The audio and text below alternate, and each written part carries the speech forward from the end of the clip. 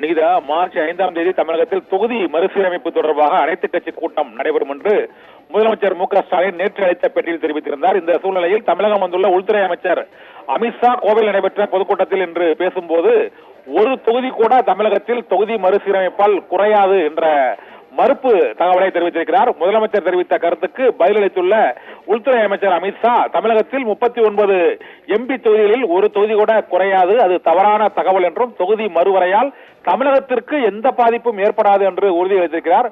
மற்றொரு மிக முக்கியமான முதலமைச்சரின் குற்றச்சாட்டுக்கு அமித்ஷா அளித்துள்ள பதிலில், தமிழகத்திற்கான நிதியை மத்திய அரசு முறையாக வழங்குவதில்லை என்று தொடர்ந்து திமுக தலைவர்கள் முதலமைச்சர் உட்பட மறுப்பு தெரிவித்திருந்தார்கள். அதில் சமக்ரா சிக்ஷா அபியான் என்று அழைக்கக்கூடிய அந்த கல்வி நிதியை வழங்கவில்லை என்ற குற்றச்சாட்டையும் முதன்மையாக வைத்திருந்தார்கள். ஆனால் இதற்கும் அமித்ஷா பதிலளித்திருக்கிறார். அதில் 2004 14 வரை தமிழகத்திற்கு 5 லட்சம் கோடி ரூபாய் வரை நிதி உதவியை மத்திய அரசு வழங்கி இருக்கிறது என்றும் அவர் தெரிவித்திருக்கிறார். ஆனால் சமக்ரா சிக்ஷா அபியான் திட்டத்தின் கீழ் தமிழகத்திற்கு வழங்க வேண்டிய அந்த நிதியை 1256 கோடி ரூபாய் நிதியை வழங்காதது தொடர்பாக அமித்ஷா எந்த பதிலும் அளிக்கவில்லை.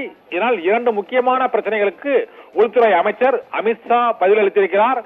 அனைத்து கட்சி கூட்டம் தொடர்பாகவும், தொகுதி மறுசீரமைப்பு தொடர்பாகவும், கல்வி நிதி வழங்குவது தொடர்பாகவும் மத்திய அரசின் மீது தமிழக அரசு மற்றும் அமைச்சர்கள் தெரிவித்த அனைத்து குற்றச்சாட்டுகளுக்கும் அமித்ஷா இன்று கோவையில் நடைபெற்ற இந்த பொதுக்கூட்டத்தில் மறுப்பும் பதிலும் தெரிவித்திருக்கிறார். நிகிதா.